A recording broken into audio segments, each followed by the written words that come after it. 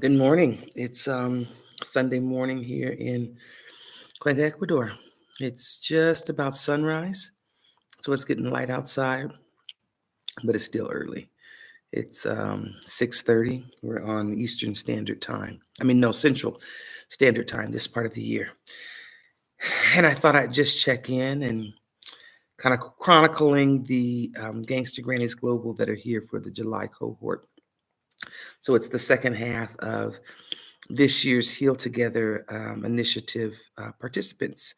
And Danielle and Wida are here and doing the work. Um, it's work that takes energy, emotional energy. But in the midst of that, life still happens and we got to eat. So yesterday was filled with market run and then after the market work um, on the weekends. There's one of the agro Azwa markets that's right near me, the Kennedy Market. And unlike other mercados in town that are stationary with a roof, they are the tent markets that are only up on the weekends. And ours happens to be open on Saturdays and Sundays. And so it's the closest market to the house. And we had rushed to eat down the rest of the food that was here at the house, which is like a weekly game for me. Hurry up and eat the stuff that you got last week at the market so you can go buy more stuff at the market this week. And so I had not been to my regular weekend market because my shopping had not just flowed where I was doing my refills on the weekend. And so I had been doing a lot more of my shopping at the stationary mercados. April 12th Mercado, all of them have a date. So the 12 de Abril, or there's a 9th of August or 10th of August. I get it confused. There's a 9th of October and 10th of August, maybe. There's a 27th of February. There's 4th of November, I think. So there's several of those. And so my friends, my regular people at my weekend market hadn't seen me in a couple of weeks, and I hadn't seen them. Two of my seniors weren't there. Somebody else was in their spot, and I was like, where they at?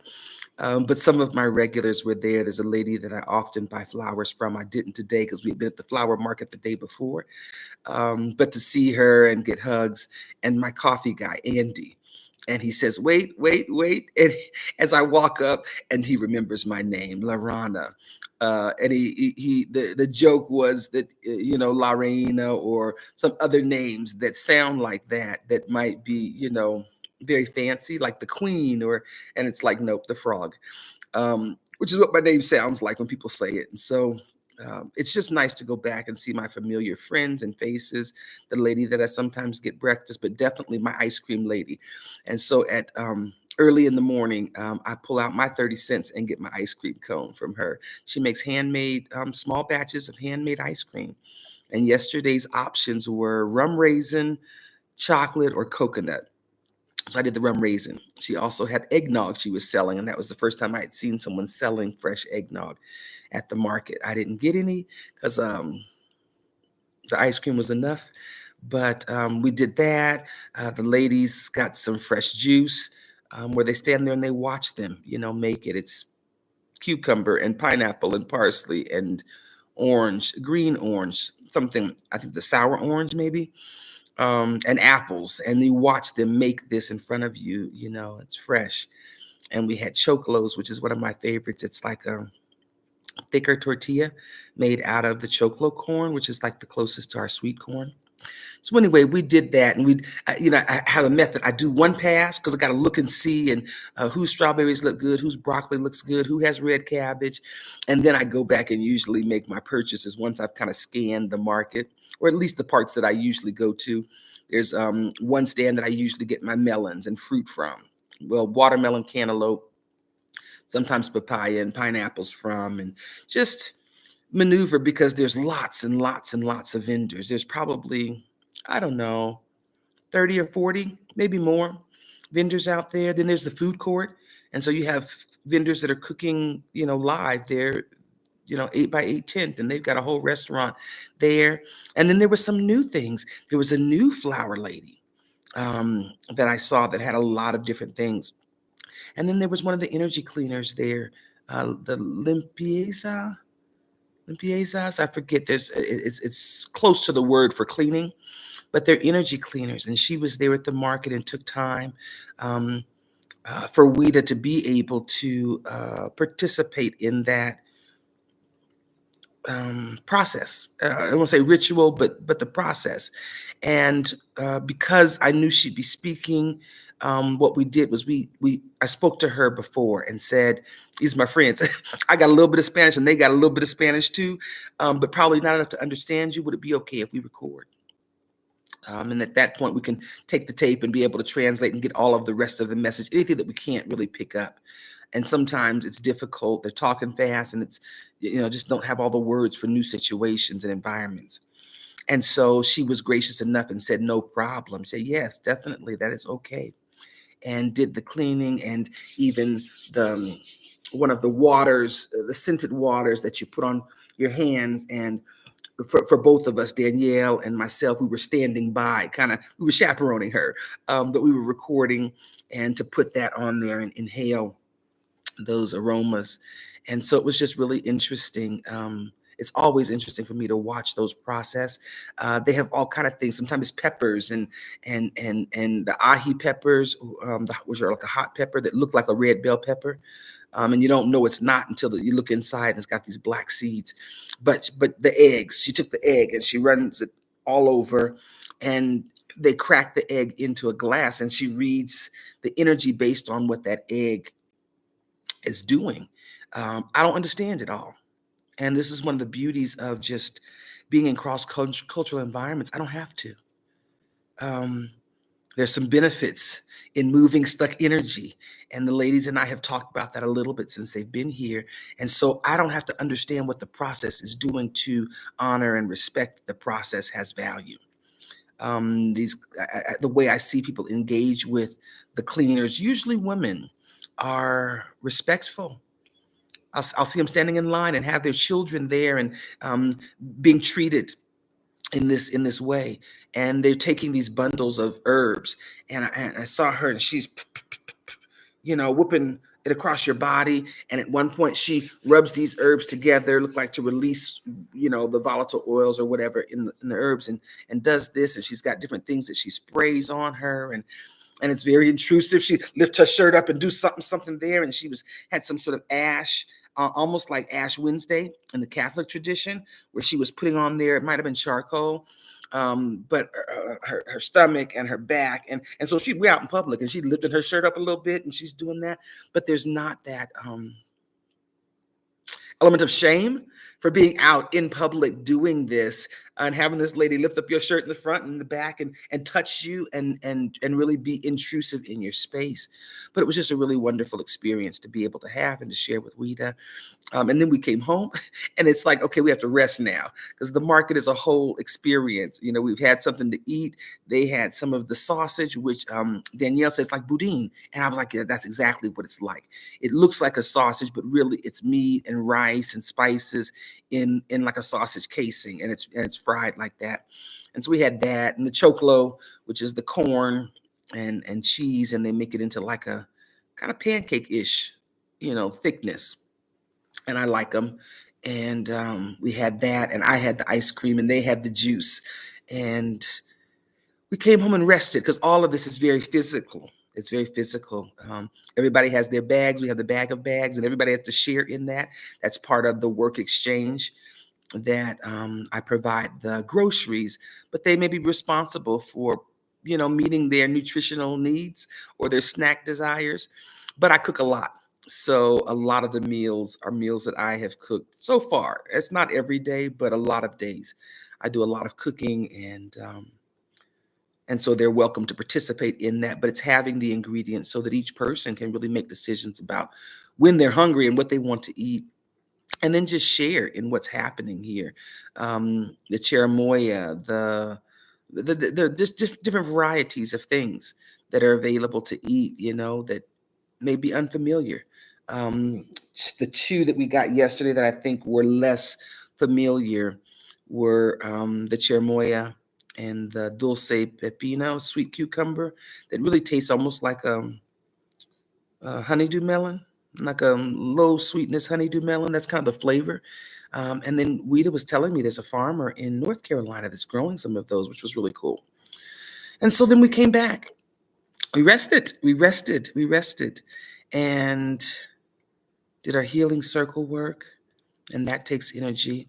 But we had lots of produce that needed to be washed and chopped and put in containers so that it's much more easy to use. So we were chopping up red cabbage and turnip greens and turnips and carrots and the carrot greens that we just going to use in some juice, and fruit, and just getting stuff washed up and put in the refrigerator so that it's the greatest chance for success. If the cabbage is already shredded up, it's not a far stretch to just throw it in a skillet and saute it, or in some other way cook it.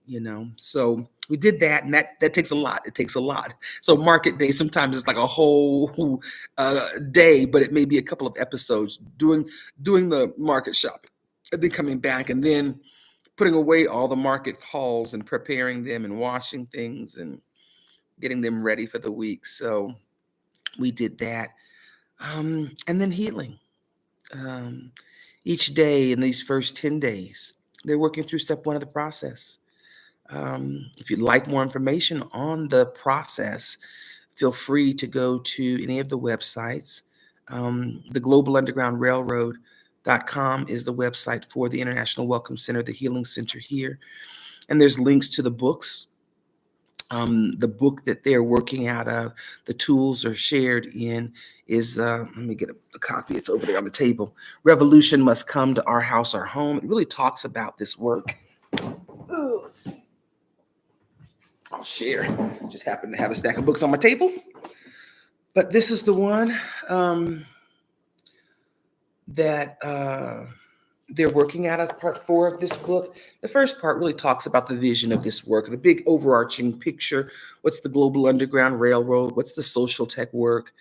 But part 4 really goes into the social tech healing tools, because this really is a healing first modality, a healing first approach to how we fix community. We fix us. That's what we do. And so for the first 10 days of this month-long intense sabbatical, they're doing step 1, which is really about determining the areas that they're choosing to work on this month, and do this deep dive, and then gathering the facts of the incidents that are some of the points in their lives where trauma was birthed, the ground zero of trauma. In this modality, trauma happens every time our values and our beliefs and our expectations are conflicted. When we are holding a set of values and then life doesn't happen in the way that our beliefs say they should, or our expectations hope for. And we've talked about this being really almost counterintuitive. Like, I don't want to deal with this stuff because it's painful. It's uncomfortable to pull up this stuff, which is why we don't pull it up. We leave it stuffed.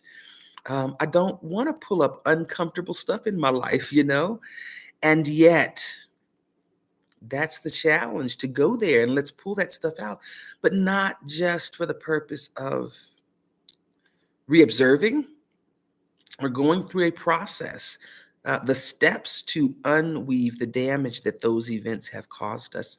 But the first parts of this and the first few steps are really about the fact telling. Sometimes that's challenging because we tell stories. The earlier cohort of Gangsta Grannies says it's the fluff. We make up stuff. We've talked about that. We were replaying some of the clips from the alumni of Gangsta Grannies. We did a podcast, and there's a series of episodes from that conversation after the fact, where we were looking at some of the conversations beforehand and then going through the process and then sitting down afterwards. And one of the scenarios that unfolded was just making up something. It's one of the participants, and they had made up in their mind a story about their coming and what they were coming to do, and then getting here and realizing that wasn't true. It wasn't the facts. and that they had kind of filled in the blanks in life and in the storytelling, stories that they were telling themselves and others.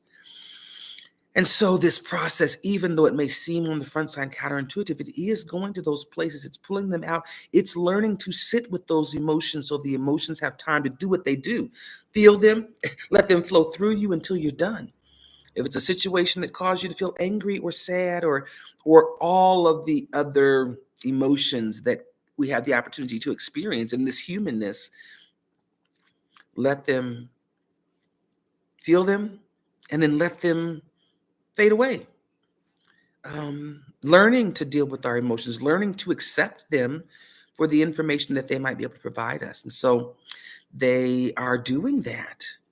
They are looking at the stories in their life, and it's not that there's not other commentary they could give, but we're intentionally not giving the commentary. They're challenged with not analyzing. We don't have all the facts on the table. How do you analyze a situation and you don't have all the facts together? And we start the fact finding with the truth. What happened? And how did that make you feel? What were you feeling then? Or what were you feeling? What are you feeling in the retelling? Bringing those things back to the surface. What are the emotions that are tied to this experience for you? Because that too is a fact. Others may not like your feelings about a situation, but if you felt it, it's true. It's a fact. And so we merge those things together, both the head and the heart, the logical details of the event. What actually happened? Did that actually happen? Is that something you made up in your mind? And it might be true, but it's not a fact.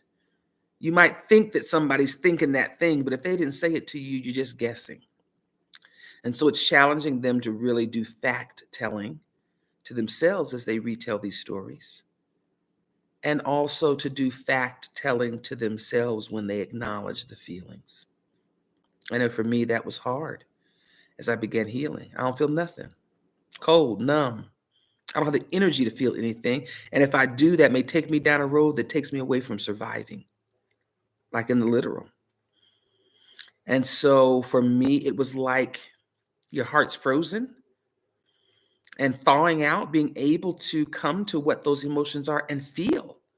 I don't know what I'm feeling. That's where I started with. I don't know what I'm feeling, that I feel some kind of way. I couldn't put no words to it.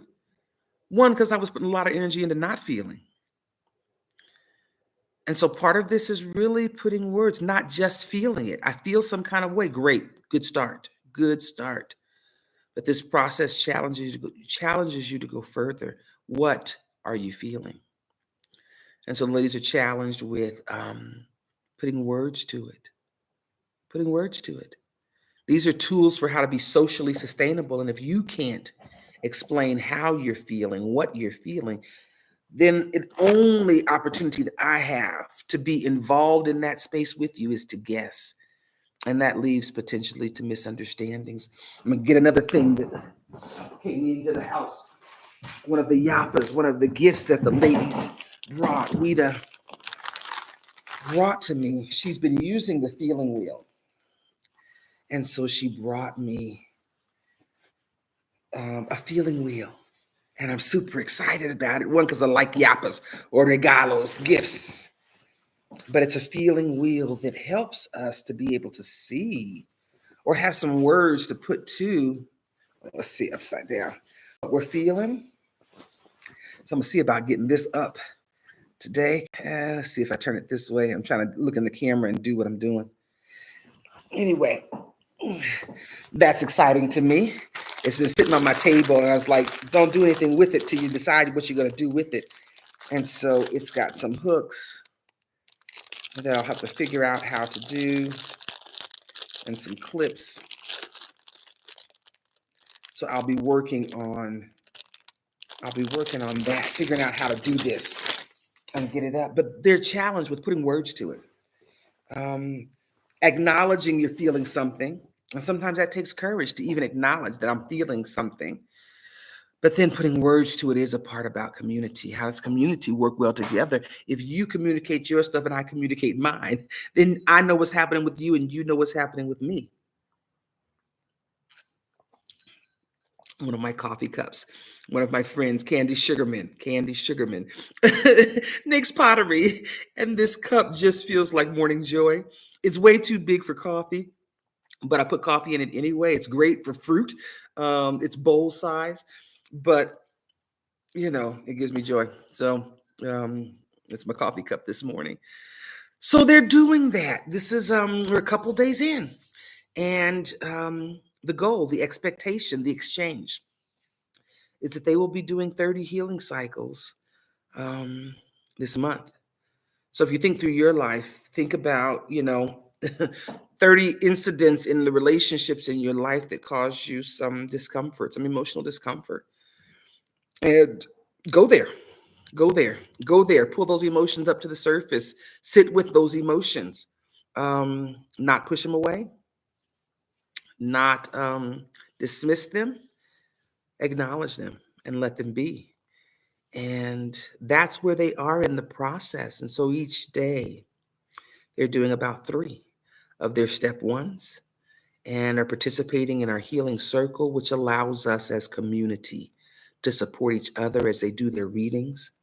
Um, the Sankofa circle is really an important part of this healing logic. It's the part that allows us the practice of speaking our truth,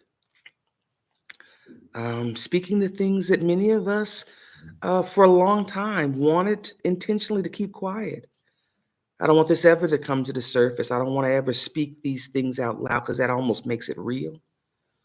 And the reality is that's the thing that keeps it from being able to be processed and healed.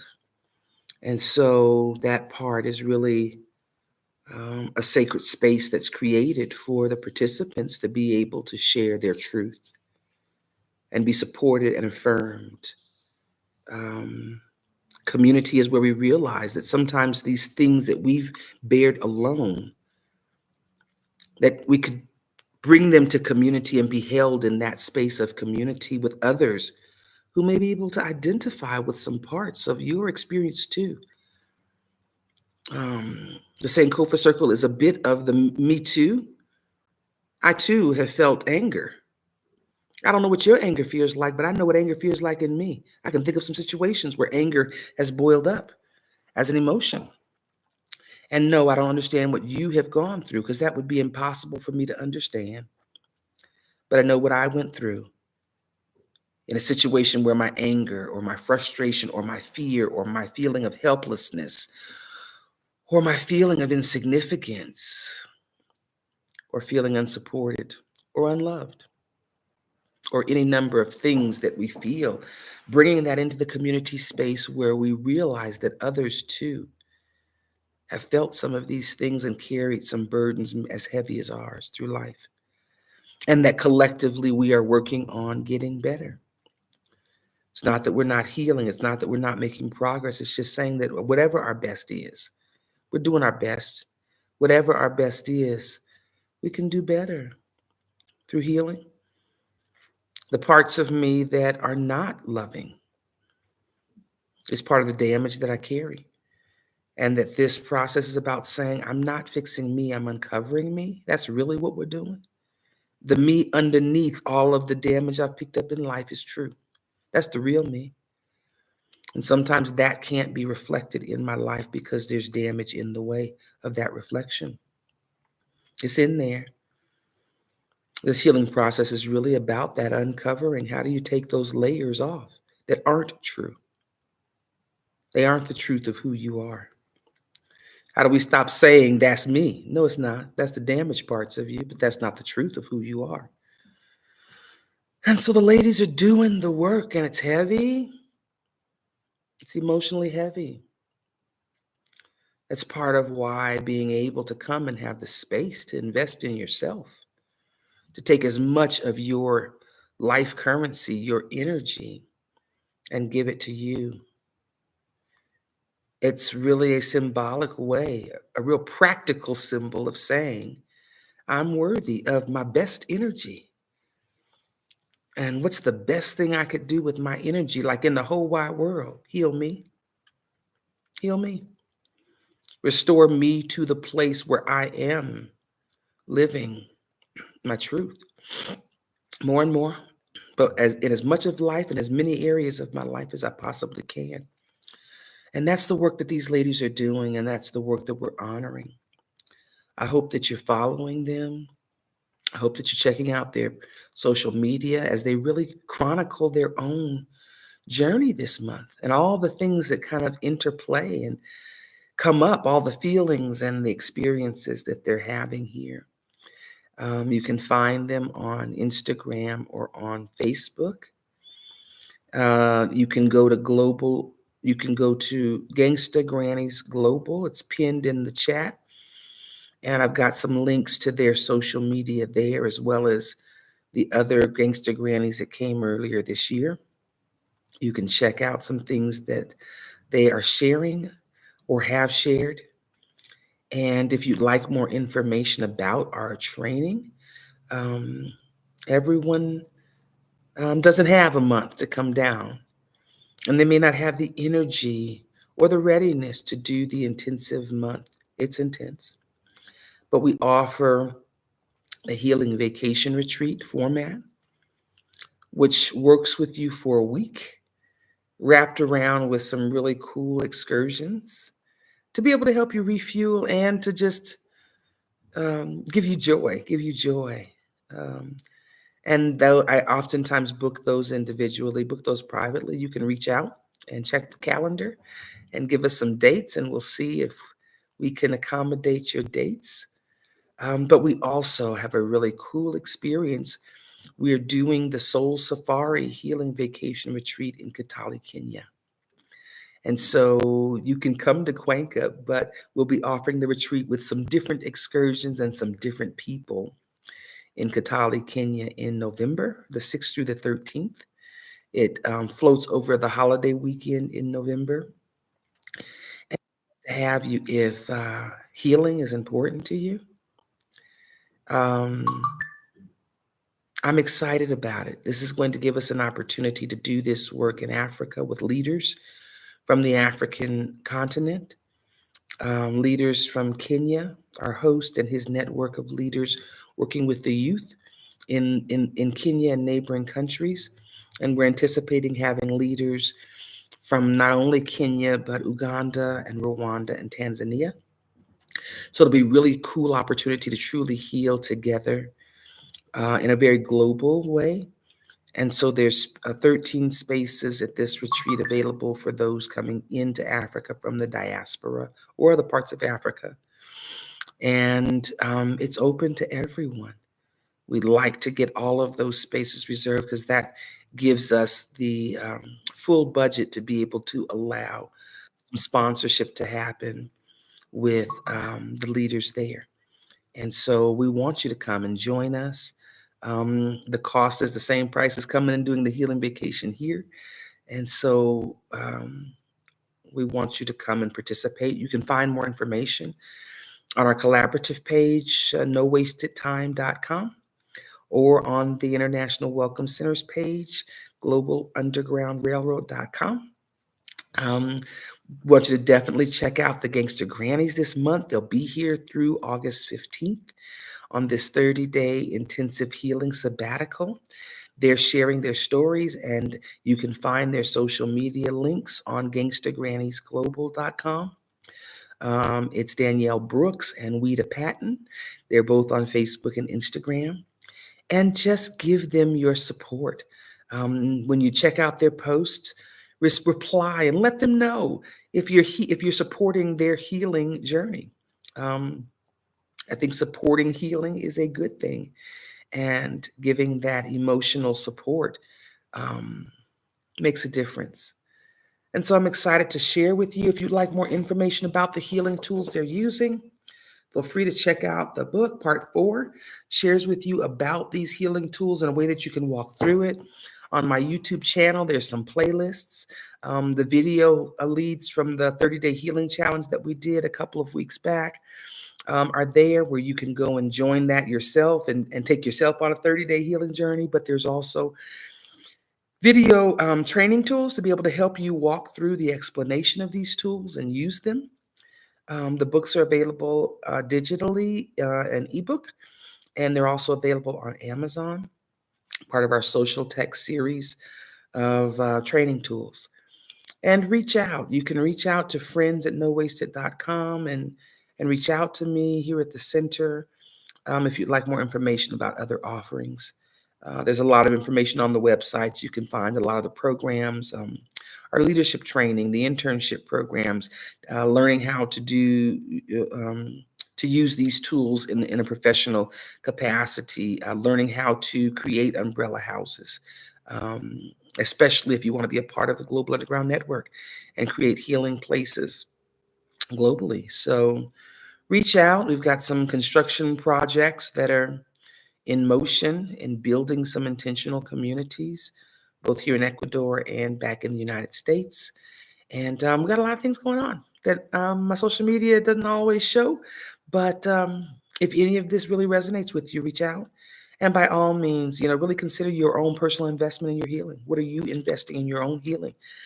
And if you aren't, make an investment in your own healing. If you need help, reach out. But by all means, healing is the key to freedom. Freedom for you to be able to live into your purpose and into your passions with more fullness. So thanks for letting me share. I'm going to finish my coffee and I'll be checking in with the ladies in a little while. They have space and time in the mornings to be able to do their work, um, meet with themselves, and really honor what they need. Yesterday and the night before, we all said, we tired. We're tired. The sun is going down and we're tired, but even if it isn't, we're tired. And so having the space to be able to rest when they need to, so that they really are fueling their healing journey in ways that are life affirming. So I'll check in with the ladies in a little bit. They're staying this month in the guest house, which is up 2 levels. And so I'll see them probably around either breakfast number 1 or breakfast number 2. I typically have early breakfast because I'd be up really early for no reason sometimes. And we usually meet at second breakfast time, which might be brunch time, but we'll be moving forward with the healing journey and the healing work today. Thanks for letting me just kind of mentally capture for me and chronicle this journey with the ladies and what's happening. And we got groceries. We got fresh stash of groceries and fruits and food. We've got stuff to be able to make juice today. I think it's going to be a cherimoya juice day. Um, I got some watermelon that I'm less than joyous about. It's all right, but it ain't really sweet, sweet. That's one of the things I have challenges with getting consistently good.